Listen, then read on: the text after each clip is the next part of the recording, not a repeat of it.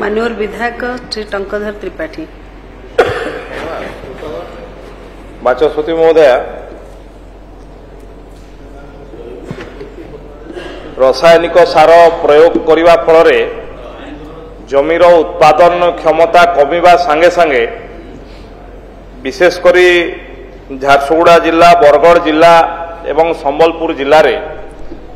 Cancer अनेक रोगी चिन्हित होती एवं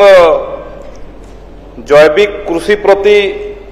लोकंकर आग्रह मध्य अछि, किंतु जेहेतु रासायनिक सार प्रयोग रे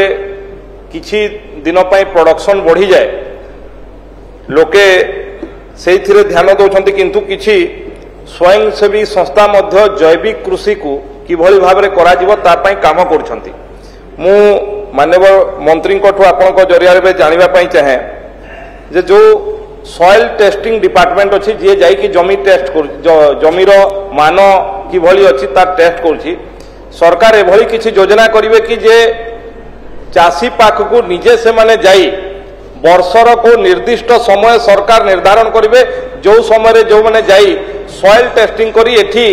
को भलिया चाष करने कथा, जैविक किभली प्रयोग करने कथा ता उपरे चाषी को निज तरफ कहीकि आसिबे। एवं द्वितीय जो स्वयंसेवी संस्था माने जैविक प्रणाली रे चाष करने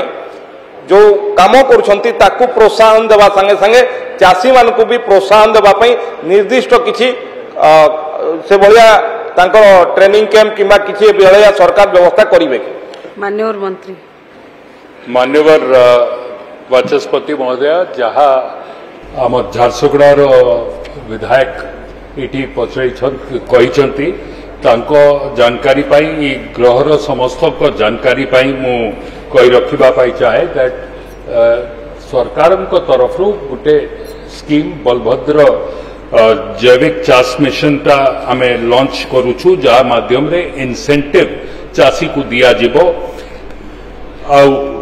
तार माध्यम रे soil testing incentive, organic farming रो इंसेंटिव्स एनजीओस को भी